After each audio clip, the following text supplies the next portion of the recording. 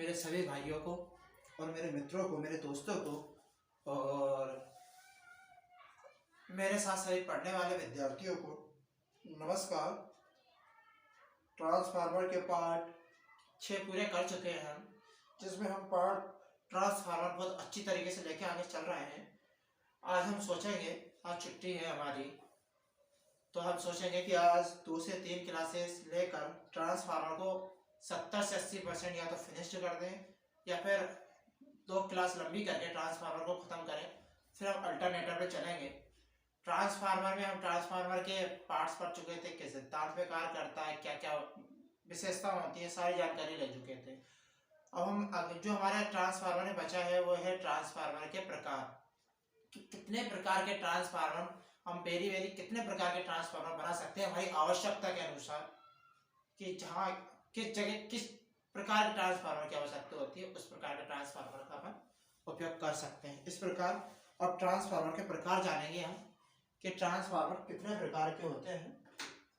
Class को आगे बढ़ाते हैं, वीडियो देख लेते हैं एक बार, सही चल रही नहीं चल रही।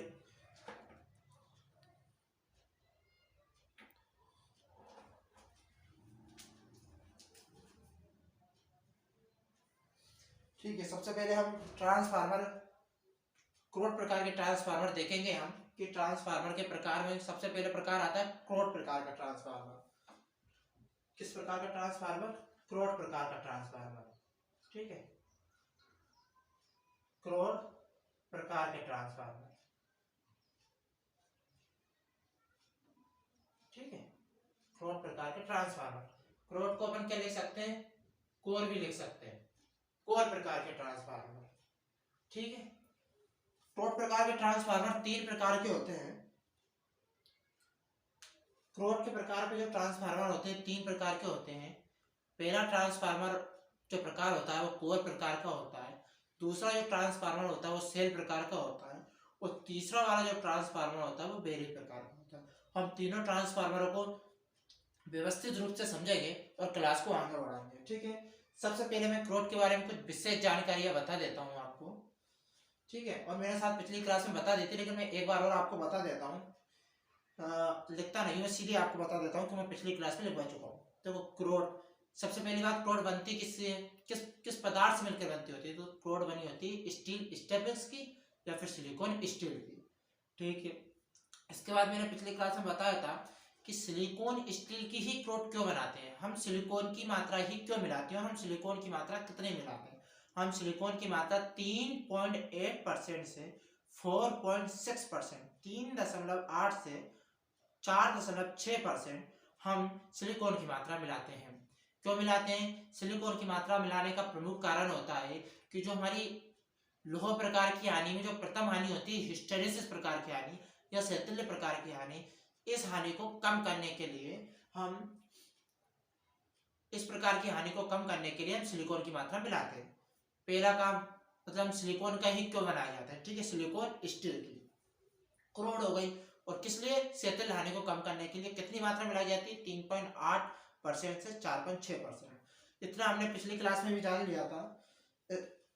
इसके बाद हमने ये भी जाना था कि सिलिकॉन स्टील की जब एक क्रोड बनाई जाती है तो क्रोड की पत्तियों को लेमिनेटेड किया जाता है। क्रोड की जो पत्तियां होती है उन्हें लेमिनेटेड किया जाता है या इंसुलेट किया जाता है या फिर वार्निश किया जाता है। किससे हम इन्हें इंसुलेट करते हैं? वार्निश से करते हैं, सेलाक से करते हैं। किससे करते हैं? जो सिलिकॉन स्टील की जब हम पत्तियों से मिलकर इनको बना देते हैं, सिलिकॉन से बना देते हैं, तो सिलिकॉन की स्टील के पदार्थों से बनाने के बाद फिर हमें इन्हें लेमिनेट भी करते हैं। लेमिनेट करने मतलब इंसुलेशन इन पे चढ़ाने का प्रमुख कारण क्या होता है? इंसुलेशन चढ़ाने का प्रमुख कारण क्या होता है? शायद मैंने ये पॉइंट आपको नहीं लिखवाया था, तो आप ये लिख लीजिए कि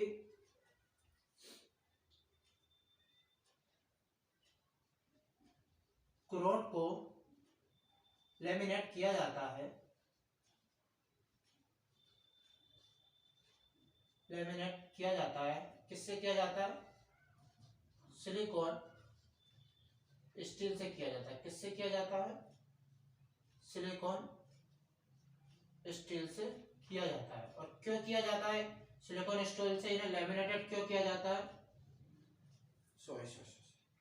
क्रोड को लेमिनेटेड किया जाता है सिलिकॉन स्टील की पत्तियों को लेमिनेटेड किया जाता है। किसकी पत्तियों को लेमिनेटेड किया जाता है?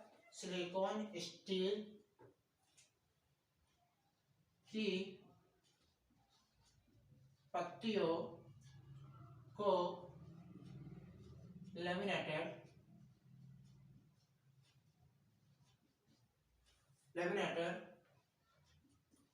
किया जाता है। ठीक है, लेमिनेटेड किससे किया जाता है? वार्निश से किया जाता है। किस पदार्थ से किया जाता है? वार्निश से या फिर सेलाक से। इन पदार्थों से लेमिनेटेड किया जाता है। लेमिनेटेड को हिंदी में बोलते हैं इंसुलेट किया जाता है, लेमिनेटेड किया जाता है। ठीक है, अब लेमिनेट करने के लिए कितनी मतलब पत्तियों की मोटाई, देखो लेमिनेट करने का मुख्य उद्देश्य क्या होता है? मतलब क्रोट को लेमिनेटेड किया जाता है तो इसका मुख्य उद्देश्य क्यों है? हमने क्रोट को क्यों लेमिनेटेड किया? क्रोट को लेमिनेटेड करने का मुख्य कारण होता है कि जो क्रोट में उत्पन्न होने वाली भंवरधारा हानि, जो भंवरधारा हानि होती है, उस भंवरधारा हानि के मान को कम करने के लिए क्यों किया जाता है? भंवरधारा हानि को कम करने के लिए। ठीक है मेरे भाइयों, इतनी मात्रा कर ली, इतना आगे बढ़ गए। इसके बाद फिर हम नई जानकारी क्या लेते हैं कि हम जब इनको लेमिनेटेड करते हैं, जब हम क्रोट को लेमिनेटेड करते हैं तो इनकी पत्तियों की मोटाई कितनी रखते हैं, मतलब कितनी जो पत्तियां होती है वो कितनी मोटाई की बनाई जाती है जिससे भंवरधारा हानि को कम कर सकती है। तो जब ये पत्तियों की जो मोटाई होती है, इन मोटाई की ये भी पूछी जाती है कि इनकी मोटाई कितनी होती है इन पत्तियों की। सिलिकॉन स्टील की पत्तियों की मोटाई होती है 0.35 से 0.50 mm तक। ठीक है, कहाँ तक होती है? 0.35 से 0.50 तक। कहाँ तक होती है? 0.50 mm तक। ठीक है, इनके पत्तियों की मोटाई होती है। और एक बात ध्यान रखिए, भंवरधारा हानि या भंवरधारा हानि जिसे हम बोलते हैं, इसकी मात्रा उतनी ही कम होती जाती है जितनी पत्तियों से जब अपन लेमिनेटेड करते तो लेमिनेटेड की गई परत की जितनी पतली मात्रा होती जाती है, छोटी मात्रा होती जाएगी। जितनी हम पतली पत्तियों का प्रयोग करते जाएंगे, सीधी भाषा में आप समझें कि भंवरधारा हानि को कम करने के लिए जितनी हम पतली पत्तियों का प्रयोग करते जाएंगे, भंवरधारा हानि उतनी ही कम होती जाती है। ठीक है, आप ये देख लीजिए, ये एक मेन पॉइंट है कि भंवरधारा हानि को कम करने के लिए क्रोट को लेमिनेटेड किया जाता है। ठीक है, क्रोट बनी किसकी होती है? सिलिकॉन स्टील की बनी होती है। लेमिनेटेड किससे करते हैं? वार्निश तथा सेलाक से करते हैं। करने का प्रमुख कारण क्या था? भंवरधारा हानि को कम करने के लिए। कितनी मोटाई की पत्तियों का प्रयोग करते हैं? 0.35 से 0.50 mm तक पत्तियों के करते हैं। ठीक है, ये आप लिख लीजिए। फिर क्रोट प्रकार के ट्रांसफार्मर हम देखते हैं।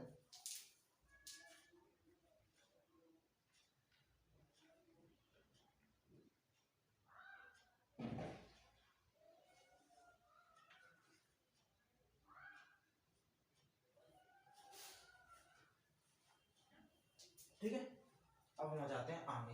ये हमारा बेसिक थोड़ा बहुत जानकारी लेनी थी जो हम खत्म करते हैं। ठीक है, अब आ जाते हैं हम क्रोट प्रकार के ट्रांसफार्मर। 3 प्रकार के होते हैं। ठीक है, क्रोट प्रकार के जो ट्रांसफार्मर होते हैं 3 प्रकार के होते हैं।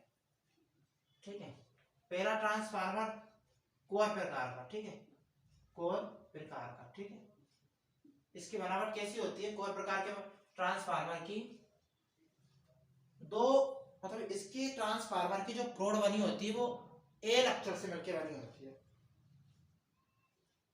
इसकी आकृति इसकी आकृति एल अक्षर के समान होती है। ठीक है, कितने एल अक्षर मिला लेते हैं? 2 एल अक्षर, एक एल अक्षर ये और एल अक्षर ये। एक एल ये हो गया, एक एल ये हो गया। ठीक है, ये अंदर अपन ने इसको क्या करा? ठीक है, इसकी आकृति किस अक्षर के समान हो गई? एल अक्षर के समान हो गई। ठीक है, इस क्रोट के ऊपर दोनों अलग अलग सिरों पर, क्रोट के ऊपर दोनों अलग अलग सिरों पर वाइंडिंग की जाती है।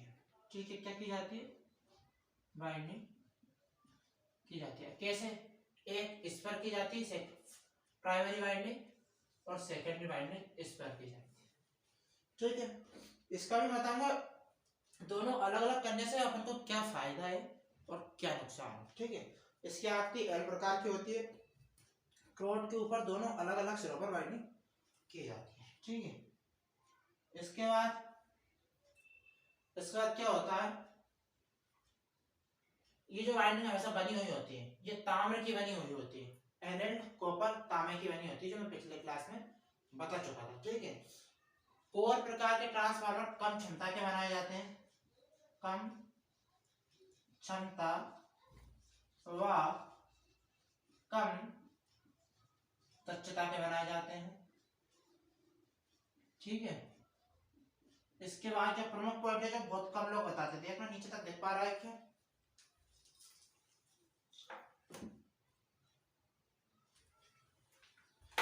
क्या बताते हैं कि इस प्रकार के ट्रांसफार्मर में लौह हानि कम, लौह हानि कम व लौह हानि कम पर ताम्र हानि अधिक होती, ताम्र हानि अधिक होती। क्यों होती है ये भी जान आप देख लीजिए कि इस प्रकार का जब ट्रांसफार्मर होता है, क्रोड प्रकार का जब ट्रांसफार्मर होता है, तो इसकी दो अलग अलग साइडों पर अपन वाइंडिंग करते हैं, इसलिए दो अलग अलग साइडों पर वाइंडिंग करने के कारण ताम्र का अधिक उपयोग किया जाता है।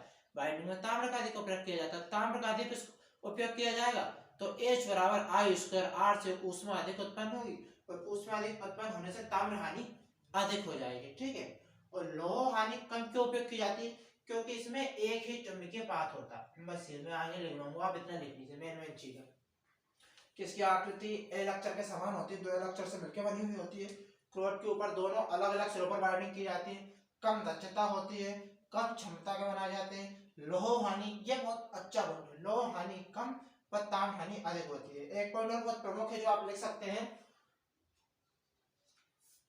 अगर देख पा रहा हो तो, कि चुंबकीय लीकेज जो होता है इसमें बहुत अधिक होता है, चुंबकीय लीकेज अधिक होता है। क्या अधिक होता है, चुंबकीय लीकेज अधिक होता है। ठीक है, ये पॉइंट भी आप लिख लीजिए कि चुंबकीय लीकेज अधिक होता है।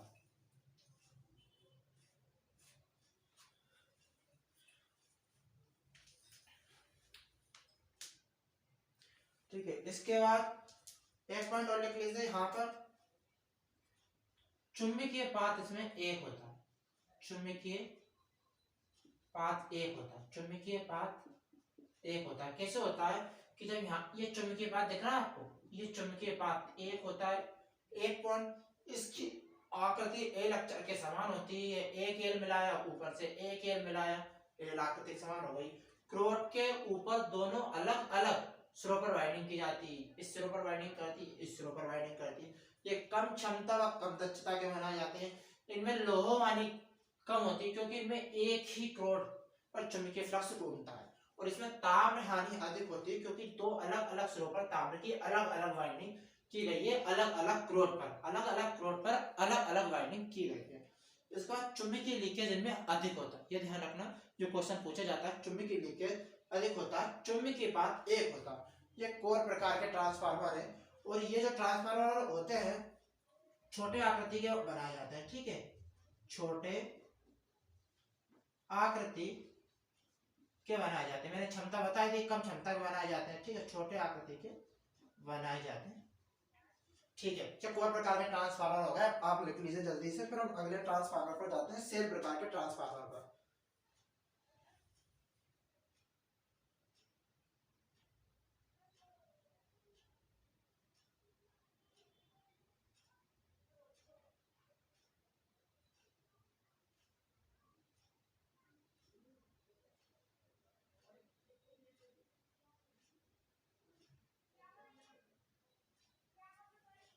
ठीक है, अब अपन आ जाते हैं सेल प्रकार के ट्रांसफार्मर पे। ये क्रोड प्रकार का ट्रांसफार्मर कंप्लीट हो गया है, इससे आप बता लीजिए हम सेल प्रकार के ट्रांसफार्मर पर आते हैं। ठीक है, तीन प्रकार के होते हैं, जिसमें से मैंने पहला प्रकार आपको बता दिया है। क्रोट के आधार पर तीन प्रकार के होते हैं, ठीक है।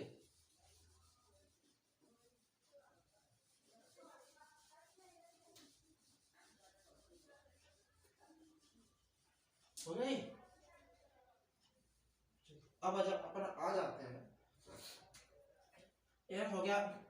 अब बचा दूसरा जो ट्रांसफार्मर है, वो होता है सेल प्रकार का ट्रांसफार्मर, ठीक है। सेल प्रकार का ट्रांसफार्मर।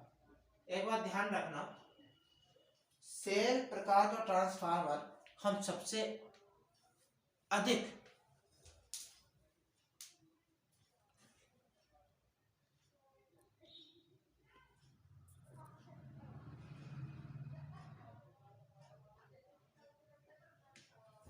सेल प्रकार के ट्रांसफार्मर का हम सबसे अधिक उपयोग करते हैं, और हमारे आसपास जो भी ट्रांसफार्मर होते हैं वो सेल प्रकार के ही बने होते हैं।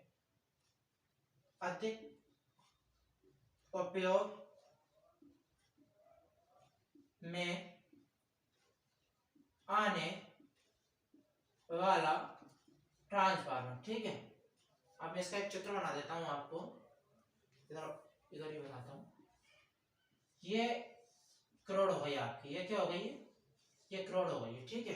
अब आपको बता देता हूं मैं, ये आई ई व एच आकृति के बने होते हैं। इनकी करोड़ किस आकृति के बनी होती है? अगर पूछा जाए आपसे कि सेल प्रकार के ट्रांसफार्मर की जो करोड़ बनी होती है, या तो ये,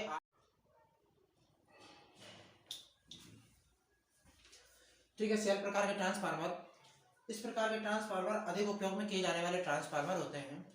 उसके बाद ये आई ई तथा एच आकृति के बने होते हैं। किस आकृति के बने होते हैं? आई ई तथा एच आकृति के बने होते हैं। और इसके बाद इसके अंदर दो ऐसे चुंबकीय पाद बनाने वाले आयताकार आकार के पथ होते हैं, और इनके बीच में इसी पर ही एक तो सिंगल वाइंडिंग इसी पर कर दी जाती है, प्राइमरी वाइंडिंग, और फिर सेकेंडरी वाइंडिंग भी इसी ट्रॉट पर कर दी जाती है। इसका मतलब इसमें एक ही क्रोड पर प्राइमरी वाइंडिंग व सेकेंडरी वाइंडिंग दोनों ही की जाती है। क्या की जाती है? इसमें एक ही क्रोड पर प्राइमरी वाइंडिंग व सेकेंडरी वाइंडिंग दोनों ही की जाती है, दोनों ही की जाती है, ठीक है। किस पर? एक ही क्रोड पर। ये एक क्रोड है, इसी क्रोड पर पहले प्राइमरी वाइंडिंग कर दी, फिर इसी क्रोड पर सेकेंडरी वाइंडिंग कर दी, ठीक है। इसमें क्या होता है, दूसरी बार मैंने बता दिया, आई ई एच आकृति के बने होते हैं। इसके बाद इसमें चुंबकीय पाथ दो होते हैं। कैसे होते हैं? इनमें दो चुंबकीय पाथ,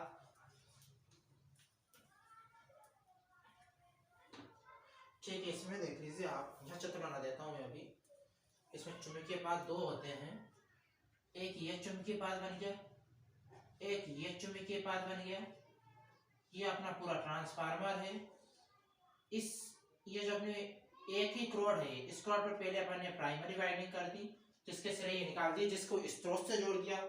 इसके बाद इसी पर ही सेकेंडरी वाइंडिंग कर दी, जिसको लोड से जोड़ दिया, ठीक है। इसमें चुंबकीय पाथ दो होते हैं, चुंबकीय फ्लक्स निकलने के दो रास्ते होते हैं। ये देखो, ये दो रास्ते होते हैं, इसलिए इसमें चुंबकीय पाथ कितने होते हैं? दो होते हैं, ठीक है। इसमें क्रोड ट्रांसफार्मर की अपेक्षा चुंबकीय फ्लक्स या चुंबकीय लीकेज कम होता है। कम क्यों होता है?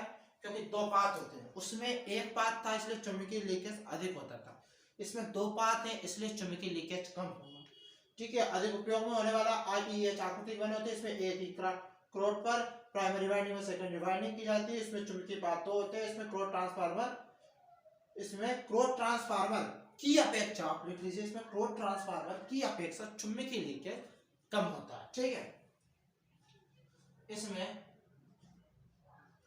ताम्र हानि कम व लौह हानि अधिक होती है। ठीक है, ठीक है, ये लिख लीजिए आप।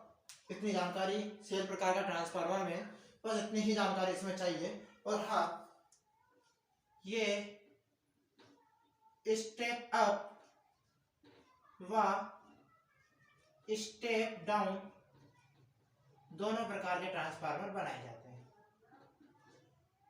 प्रकार के ट्रांसफार्मर बनाए जाते हैं। ठीक है, उतार लीजिए जल्दी से जानकारी। सेल प्रकार का ट्रांसफार्मर पर हम आते हैं।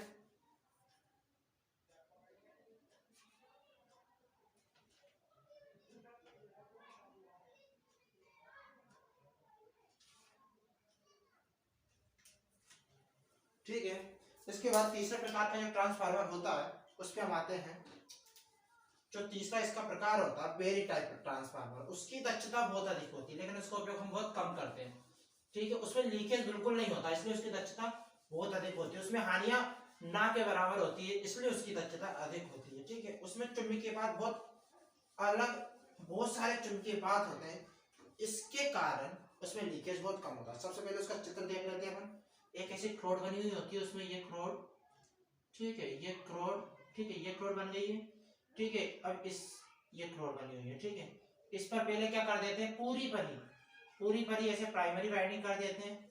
ठीक है, इसके बाद इसके ऊपर क्या कर दिया जाता है, एक कुचालक पदार्थ चढ़ा, इस प्राथमिक वाइंडिंग के ऊपर कुचालक पदार्थ चढ़ा दिया जाता है। फिर इसके ऊपर ही सेकेंडरी वाइंडिंग भी लपेट दी जाती है। ये देखो, इसको जोड़ देते हैं अपन स्रोत से, इसको जोड़ देते हैं अपन लोड से। दिख रहा है सभी को, स्रोत से जोड़ देते हैं, लोड से जोड़ देते हैं। ठीक है, इसके बाद इसमें अलग अलग चित्र तो मेरी थोड़ी ये देखो, अलग अलग इस प्रकार के आयताकार पात बने होते हैं।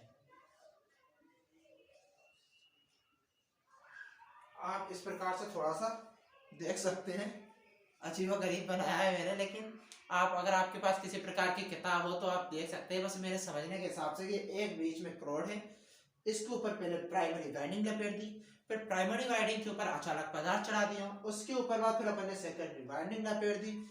ठीक है, इसके बाद इसमें अनेक पाथ होते हैं, इसलिए इसमें चुंबकीय लीकेज कम होता है। तो सबसे तीसरा प्रकार कौन सा है अपना, तीसरा प्रकार कौन सा है अपना, berry type transformer. Berry type transformer, इसके बारे में क्या जानकारी लिखेंगे आप, पहले चुंबकीय पाथ अनेक होते हैं। ठीक है, जब चुंबकीय पाथ अनेक हो गए तो चुंबकीय लीकेज बहुत कम होता है। जब चुंबकीय लीकेज बहुत कम हो गया, इसकी दक्षता बहुत अधिक होती है। जब इसकी दक्षता बहुत अधिक होती है, ठीक है, इसकी दक्षता बहुत अधिक होती है, इसका उपयोग उच्च दक्षता के लिए किया जाता है।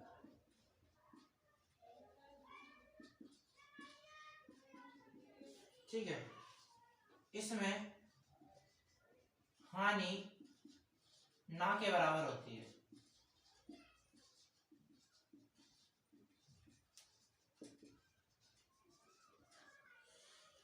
ठीक है, चुंबकीय पाथ अनेक होते हैं, चुंबकीय लीकेज कम होता है, इसकी दक्षता अधिक होती है, इसको उपयोग उच्च दक्षता के लिए किया जाता है, इसमें हानि ना के बराबर होती है।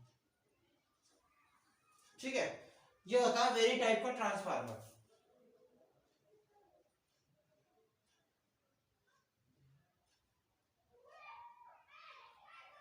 ठीक है, इस प्रकार का जो ट्रांसफार्मर होता है, इस प्रकार का जो ट्रांसफार्मर होता है, इस प्रकार के ट्रांसफार्मर का उपयोग स्पेशल कार्यों में किया जाता है, जहां उच्च दक्षता की आवश्यकता हो। स्पेशल कार्यों में दिखा नीचे,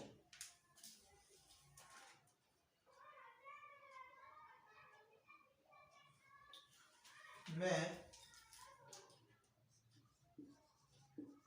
किया जाता है जहां उच्च दक्षता की आवश्यकता होती है। ठीक है, यहाँ उच्च दक्षता की आवश्यकता होती है। ठीक है, और इस ट्रांसफार्मर का ज्यादा उपयोग हम क्यों नहीं करते? पहले एक कारण और ये भी पूछ सकते हैं कि इस ट्रांसफार्मर जब इतनी अच्छी दक्षता होने के बाद भी उच्च दक्षता हानि ना के बराबर, चुंबकीय लीकेज ना के बराबर, सब चीज ना के बराबर हमें दक्षता उच्च मिल रही, फिर भी हम इसका उपयोग आसपास की जगहों पे क्यों नहीं करते? कुछ स्पेशल कारणों में क्यों करते हैं? क्योंकि इसकी वाइंडिंग जो रहती है, जब अपन प्राइमरी वाइंडिंग जो होती है उसको कुचालक पदार्थ के द्वारा, इंसुलेटिंग पदार्थ के द्वारा जब ढक दिया जाता है तो उसकी वाइंडिंग, अगर वाइंडिंग खराब हो जाती है तो उसकी वाइंडिंग को दोबारा करना बहुत कठिन होता है। समझ में आ रहा है?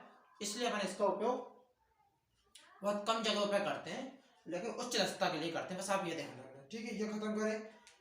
अब अपन इंस्ट्रूमेंशन के आधार पर, या फिर अगर हिंदी में बोला जाए इंग्लिश में इंस्ट्रूमेशन के आधार पर ट्रांसफार्मर देखेंगे, जो दो प्रकार के होते हैं, सीटी या पीटी, करंट ट्रांसफार्मर या पोटेंशियल ट्रांसफार्मर, या हिंदी में इन्हें बोलते हैं उपकरणों के द्वारा, ऐसा ही कुछ बोलते हैं, जो मैं याद आएगा तब मैं बताऊंगा। जल्दी से उतार लीजिए, हम आगे क्लास को आगे बढ़ाएंगे।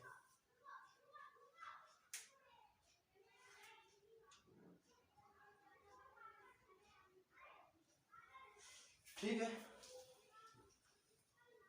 ये तीन प्रकार के मैंने बता दिया। ठीक है, अब हमारा अगला जो पार्ट पढ़ेंगे, मतलब अगला जो इसी में पढ़ेंगे, ट्रांसफार्मर आउटपुट के आधार पर कितने प्रकार के होते हैं। मैं आपको पहले भी समझा चुका हूं कि ट्रांसफार्मर स्टेप अप तथा स्टेप डाउन क्या होते हैं, इनके बारे में मैं जानकारी आपको दे चुका हूँ। लाइट जा चुकी है। ठीक है, इनके बारे में आपको जानकारी दे चुका हूँ कि स्टेप अप और स्टेप डाउन ट्रांसफार्मर क्या होते हैं। ठीक है, आउटपुट के आधार पर। दूसरा भाग कौन सा पढ़ रहे हैं हम? आउटपुट के आधार पर। आउटपुट के आधार पर कितने होते हैं? आउटपुट के आधार पर होते हैं दो। ठीक है, तो कौन कौन से होते हैं आउटपुट के आधार पर? Step up, step down. Step down मतलब अप चेन ट्रांसफार्मर, ठीक है, या फिर ऊंचाई ट्रांसफार्मर। समझ में आ रहा है? अब देखो, मैंने इनके बारे में आपको पहले एक बेसिक जानकारी दे चुका था कि स्टेप अप ट्रांसफार्मर किन्हें बोलते हैं और स्टेप डाउन ट्रांसफार्मर किन्हें बोलते हैं। क्या बताया था मैंने कि स्टेप अप मतलब वे ट्रांसफार्मर जिसकी सेकेंडरी लपेटों की संख्या अधिक हो, जो अधिक वोल्टेज देती हो, कम करंट देती हो, उसको अपन स्टेप अप ट्रांसफार्मर कहते हैं। और स्टेप डाउन ट्रांसफार्मर किसे बोलते हैं? जिसकी सेकेंडरी में बाइंडिंग हो, मतलब कुंडलों की संख्या कम होती हो, वोल्टेज कम देती हो और अधिक धारा देती हो, वहां पर हम स्टेप डाउन ट्रांसफार्मर का उपयोग करते हैं। बस बेसिक इतना ही है। ठीक है, इसमें लिखिए, क्या लिखें? प्राइमरी वाइंडिंग की अपेक्षा सेकेंडरी वाइंडिंग में लपेटों की संख्या अधिक। आपको कोई किताब बनाने की जरूरत नहीं रहेगी ये नोट्स बनाने के बाद। इसको कैसे लिख सकते हैं? एनपी एनएस प्राइमरी टर्नों की संख्या, सेकेंडरी टर्नों की संख्या, बन गया। और इधर आप लिख सकते हैं, क्या लिख सकते हैं कि प्राइमरी वाइंडिंग, चलो मैं लिख देता हूं कि एक क्या बनेगा इसमें, एनपी, इसमें क्या होता है? प्राइमरी वाइंडिंगों की संख्या अधिक होती है सेकेंडरी वाइंडिंगों की तुलना में। तो अपन इसमें क्या लिख सकते हैं? प्राइमरी कुंडली की संख्या अधिक होती है सेकेंडरी की तुलना में।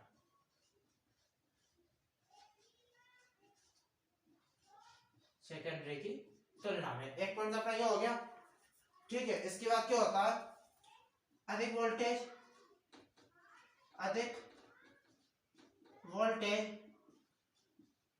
कम करंट, अधिक वोल्टेज कम करंट।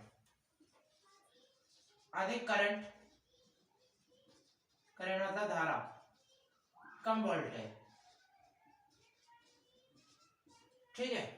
इसका उपयोग जहां अपन बिजली का उत्पादन करते हैं, जहां हम लाइट को बनाते हैं, जहां विद्युत का उत्पादन करते हैं, अल्टरनेटर वाली जगह पर इस ट्रांसफार्मर का उपयोग करते हैं, जो 11 केवी को 33 केवी में, 132 केवी में, 220 केवी में, 760 केवी, 440 केवी, इन समय जब चेंज करते हैं तो इसे बोलते हैं जनरेशन स्टेशन पर, ठीक है, जनरेशन स्टेशन पर, ठीक है। इनका उपयोग कहाँ किया जाता है? पारेषण और वितरण, पारेषण और वितरण वाली जगह पर इसका प्रयोग किया जाता है। उतार लीजिए बस, ये इनके बारे में बस यही खास जानकारी है, स्टेप अप और स्टेप डाउन के बारे में।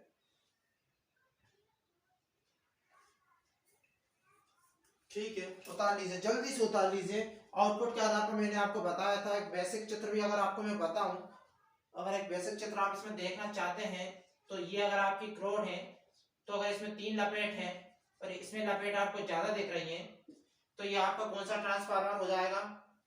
सेकेंड में लपेटों की संख्या अधिक है तो स्टेप अप ट्रांसफार्मर हो जाएगा, और अगर ये है, इसमें अगर लपेटों की संख्या अधिक है और इसमें लपेटों की संख्या कम है तो स्टेप डाउन ट्रांसफार्मर हो जाएगा, ठीक है। आगे बढ़ते हैं। और मैंने आपको बताया था, मैंने पहले भी ट्रांसफार्मर रेशो आपको बता चुका हूं, तो उसके हिसाब से वोल्टेज कम ज्यादा होते हैं। आउटपुट के आधार पर हो गया। अब हम आते हैं किसके आधार पर? इंस्ट्रूमेशन ट्रांसफार्मर के आधार पर। इंस्ट्रूमेशन, इंस्ट्रूमेशन मतलब मापने वाले ट्रांसफार्मर। हाँ, नाम याद आ गया। कौन से नाम के आधार पर? हिंदी में अगर बोले तो मापन के नाम के आधार पर। आउटपुट देने के आधार पर 2 हो गए, स्टेप अप स्टेप डाउन। अब आते हैं मापन के आधार पर। मापन के आधार पर भी ट्रांसफार्मर 2 प्रकार के होते हैं, ठीक है। कितने प्रकार के होते हैं? 2 प्रकार के होते हैं। अब मापन के आधार पर 2 कौन कौन से होते हैं? सीटी और पीटी होता है। आप किसी सब स्टेशन पर देखेंगे तो एक बुशिंग की जो छोटा सा बॉडी बनी रहती है उसके ऊपर एक बुशिंग लगी रहती है, उसे पीटी बोलते हैं, पोटेशियम ट्रांसफार्मर। और अगर उसी के ऊपर 2 सीटी लगी हुई होती है तो उसे बोलते हैं करंट ट्रांसफार्मर, ठीक है। अब अपन किसके आधार पर? मापन के आधार पर। मापन के आधार पर कितने होते हैं? 2। जगह के हिसाब से हम करा रहे हैं आपको मापन के आधार पर, ठीक है। मापन के आधार पर कितने होते हैं? एक होता है सीटी, इनके फुल नाम भी बहुत जरूरी है। एक होता है पीटी। सीटी का फुल नाम क्या है? ठीक है, सीटी का पूरा नाम क्या है? करंट ट्रांसफार्मर, ठीक है। और पीटी का पूरा नाम क्या है? पोटेंशियल। अगर टी से लेके हम तो मेरा पढ़ाना बिल्कुल सावत, मतलब मेरा पढ़ाना बिल्कुल सिंपल है। मैं अगर आपको फैसिलिटी नहीं दे पा रहा हूं लेकिन ज्ञान की चीजें बहुत बता रहा हूं, ठीक है। सीटी और पीटी, सबसे पहली बात क्या करते हैं? सीटी क्या करती है? करंट ट्रांसफार्मर क्या करता है? ये उच्च मान की धारा को मापती है। क्या करती है? करंट ट्रांसफार्मर क्या करती है? उच्च, पहला पॉइंट है इसमें, उच्च मान की धारा को मापती है, ठीक है। करंट ट्रांसफार्मर है, करंट ट्रांसफार्मर को हिंदी में क्या बोलेंगे? धारा परिणामित्र। चलो ये भी मैं लिखवा देता हूं। करंट ट्रांसफार्मर को हिंदी में हम क्या बोलेंगे? धारा परिणामित्र। अब धारा परिणामित्र से आपको याद आ गया कि उच्च मान की धारा को मापती है। करंट ट्रांसफार्मर या फिर सीटी, या फिर हिंदी में बोला जाए कि धारा परिणामित्र, तो ये क्या करते हैं? उच्च मान की धारा को मापती है। पोटेंशियल ट्रांसफार्मर को हिंदी में क्या बोलते हैं? विभव परिणामित्र। क्या बोलते हैं? विभव परिणामित्र। आप लिख लेना। अब ये क्या करता है? ये उच्च मान के विभव को मापने का काम आता है, ठीक है। उच्च मान के विभव को मापने के काम आता है, ठीक। उच्च मान के विभव को मापता है। अभी उच्च मान की धारा को मापता है तो किसके द्वारा मापता है? इसमें एक अमीटर लगा होता है। किसके द्वारा मापता है? अमीटर के द्वारा, ठीक है। और इसमें क्या लगा रहता है? वोल्ट मीटर के द्वारा, ठीक है, वोल्ट मीटर के द्वारा, ठीक है। इसके बाद आपने अगर इलेक्ट्रिशियन थ्योरी अगर आईटीआई आपने अगर पढ़ी है, आईटीआई में अगर आपने इलेक्ट्रिशियन थ्योरी को थोड़ा बहुत पढ़ा है तो आपको पता है कि अमीटर किस क्रम में लगी हुई होता है, अमीटर किस क्रम में लगा होता है? श्रेणी क्रम में। इसका मतलब करंट ट्रांसफार्मर किसी भी सब स्टेशन पर, करंट ट्रांसफार्मर किसी भी ग्रिड स्टेशन पर हमेशा श्रेणी क्रम में लगी हुई होती है और अमीटर भी हमेशा श्रेणी क्रम में लगा हुआ होता है। दोनों किस क्रम में लगे हुए होते हैं? श्रेणी क्रम में लगे हुए होते हैं। और ये किस क्रम में? आपने देखा हो तो पोटेंशियल ट्रांसफार्मर या फिर वोल्ट मीटर हमेशा समांतर क्रम में लगा होता है, पोटेंशियल ट्रांसफार्मर भी हमेशा समांतर क्रम में लगा हुआ होता है, ठीक है। इतनी अंदर की जानकारी बहुत कम लोग बताएंगे आपको, पर अगर आपको इनकी पहचान करनी है तो किसी सब स्टेशन पे जाना, जब सर्किट ब्रेकर अगर लगा हुआ है, एक ट्रांसफार्मर रखा हुआ है, या ट्रांसफार्मर के अगर आप सबसे पहले आती मेन 33 के भी सप्लाई, उस सप्लाई के बाद एक सर्किट ब्रेकर लगा होता है जिसे 33 का सर्किट ब्रेकर कहते हैं।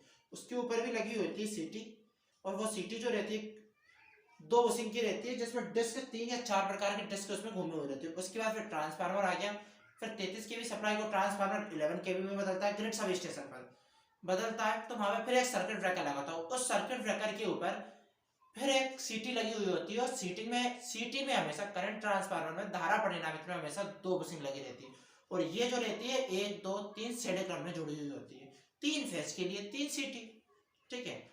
और पीटी क्या होती है? पीटी हमेशा इसके ऊपर 1 बुशिंग लगी रहती है, और पीटी हमेशा समांतर क्रम में लगी हुई होती है, ठीक है। इसके बाद हम कहाँ पे जाते हैं? ठीक है, इसके बाद सीटी धारा परिणाम। सीटी में क्या होता है? देखो, सीटी में किस प्रकार का ट्रांसफार्मर, सीटी में किस प्रकार का ट्रांसफार्मर प्रयोग किया जाता है, ये भी क्वेश्चन पूछते हैं। तो सीटी में स्टेप अप ट्रांसफार्मर का उपयोग किया जाता है, और पीटी में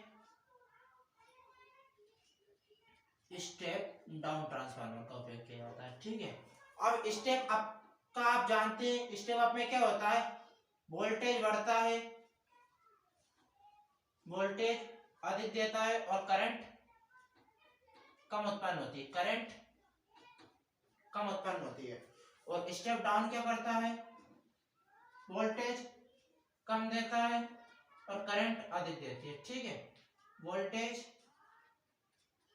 कम और करंट अधिक, मतलब करंट ट्रांसफार्मर पूछा जा सकता है। करंट ट्रांसफार्मर में कौन से करंट ट्रांसफार्मर में जो धारा परिणामित होता है उसमें स्टेप अप ट्रांसफार्मर का उपयोग किया जाता है। स्टेप अप क्या करता है? वोल्टेज के मान को बढ़ाता है, करंट के मान को घटाता है ना। पोटेंशियल ट्रांसफार्मर में स्टेप डाउन ट्रांसफार्मर का प्रयोग किया जाता है। इसमें वोल्टेज के मान को, इसमें क्या होता है? वोल्टेज का मान घटता है और करंट का मान बढ़ता है। उच्च मान की विभव को मापने काम में आता है, ये उच्च मान की धारा को मापने काम में आता है। ये अमीटर इसमें लगा हुआ होता है, इसमें वोल्ट मीटर इसमें लगा हुआ होता है। इनको उतार लीजिए। इसके बाद इसमें कुछ बेसिक जानकारियां और है जो हम आपको बताएंगे, ठीक है। पानी लाइए मम्मी।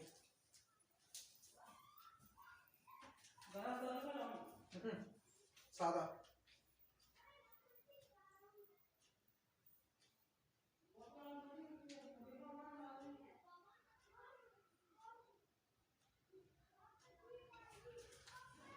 ठीक है, देख तो रहा ना।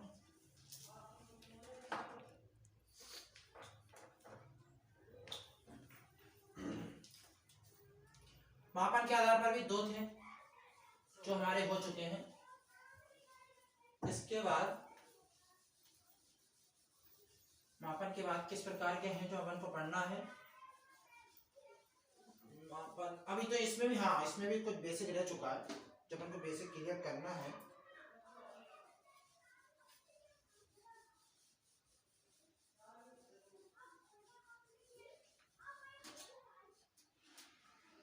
ठीक है, अब इसमें एक एक लाइन और रह गई जो आप लिख लीजिए, जो बहुत जरूरी है कि जब इसमें अपन ने स्टेप अप ट्रांसफार्मर, आप समझिए, आप मतलब इसको रटने वाली चीज नहीं है, आप थोड़ा बहुत इसमें ज्ञान भी ले सकते हैं। जब अपन ने इसमें स्टेप अप ट्रांसफार्मर का प्रयोग किया और इसमें स्टेप डाउन ट्रांसफार्मर का प्रयोग किया, समझ रहे हो किसमें, इधर सीटी चल रहा था, इधर पीटी चल रहा था, सब समझने वाले सब समझ रहे हैं, ठीक है। स्टेप अप मतलब सेकेंडरी वाइंडिंग में लपेटों की संख्या अधिक और प्राइमरी वाइंडिंग में लपेटों की संख्या कम। तो अपन ये बोल सकते हैं कि धारा परिणामित्र में प्राथमिक वाइंडिंग में एक या दो लपेट ही होते हैं और सेकेंडरी वाइंडिंग में अधिक लपेट होते हैं, ठीक है। पहली वाइंडिंग में एक या दो लपेट, ठीक है।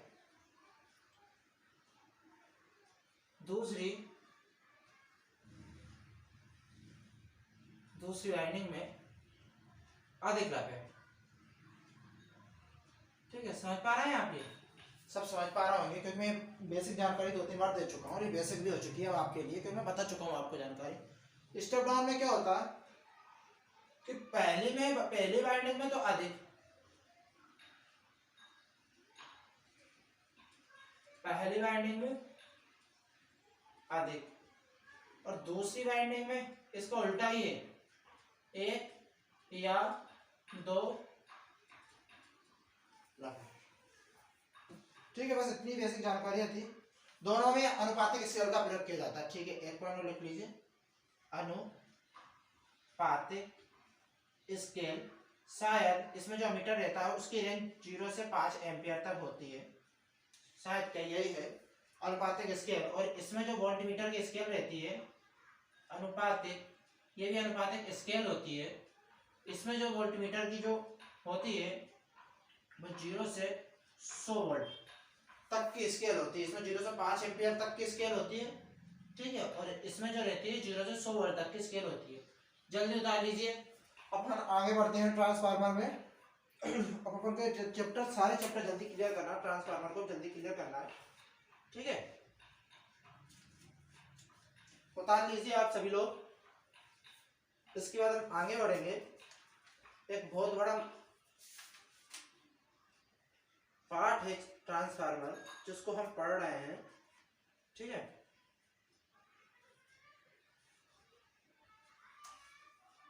अब हम ऑयल के आधार पर, किसके आधार पर, तेल के आधार पर, मतलब शीतलन के आधार पर ट्रांसफार्मर कितने प्रकार के होते हैं, ये हम इसके बारे में जानकारी लेंगे। आप जल्दी उतार लीजिए।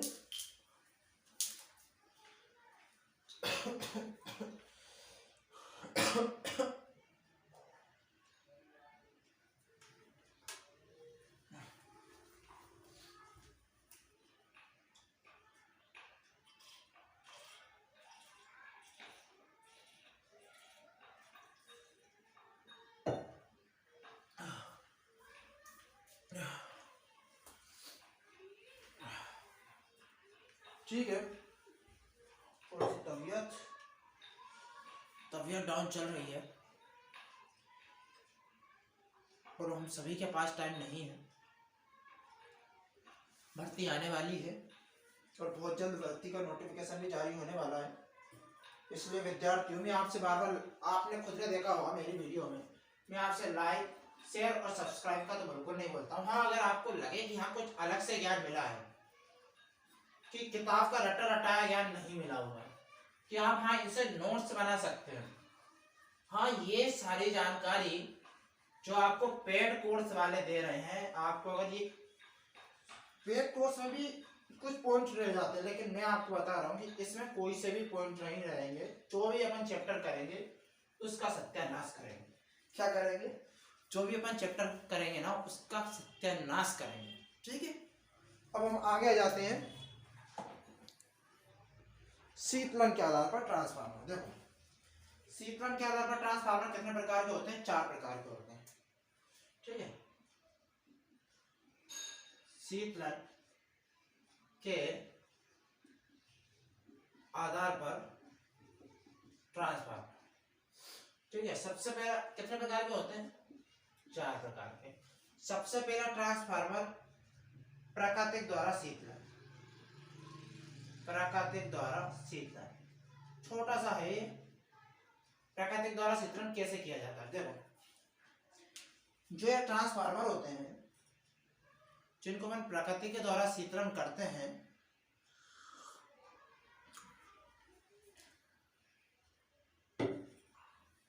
ठीक है, जिसको हम प्रकृति के द्वारा शीतलन करते हैं, इन ट्रांसफार्मर ये क्या होते हैं, यानी कि दक्षता जो मतलब किस केवीए क्षमता तक इनका प्रयोग किया जाता है। सबसे पहले किस केवीए क्षमता तक इनका प्रयोग किया जाता है, तो 20 केवीए तक की क्षमता तक इनका प्रयोग किया जाता है। अब दूसरी बात, प्राकृतिक द्वारा हम शीतलन कैसे करते हैं। प्राकृतिक द्वारा हम शीतलन कैसे करते हैं, प्राकृतिक द्वारा शीतलन के द्वारा मतलब सीधा फंडा इसका ये है कि हम वायु द्वारा इसको शीतल करते हैं। इसके अंदर जो ऊष्मा उत्पन्न होती है, इसके अंदर जो गर्मी उत्पन्न होती है, वाइंडिंग के द्वारा जो तापमान का मान बढ़ता है, उसको कम करने के लिए अपन इसे वायु के द्वारा शीतलन किया जाता है। किसके द्वारा शीतलन किया जाता है, वायु के द्वारा शीतलन किया जाता है। वायु द्वारा शीतलन कैसे, इसकी बॉडी पर, किसकी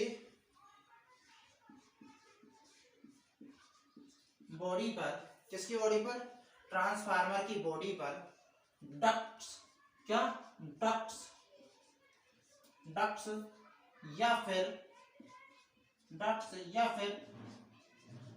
छिद्र, डक्ट या फिर छिद्र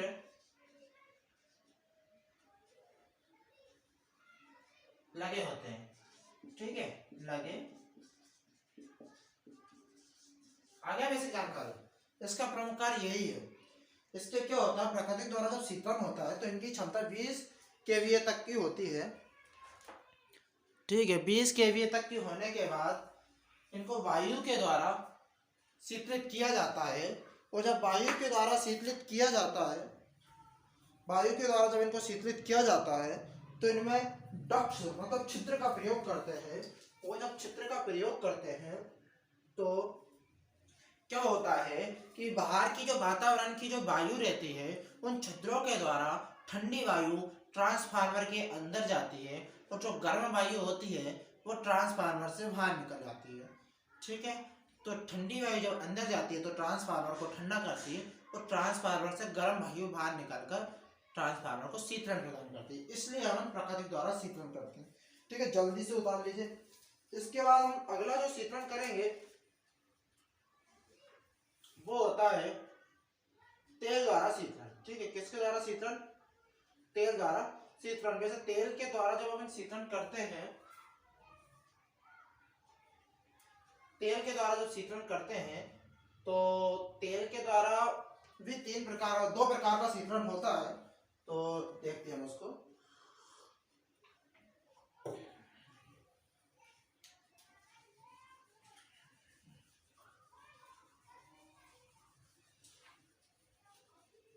थोड़ा सा चैप्टर को हम लंबा चलाएंगे, इसको बड़ा करेंगे, मतलब इस आज की वीडियो को जैसे अपने क्लास थोड़ी स्पीड से बढ़ता है, ठीक है। तेल द्वारा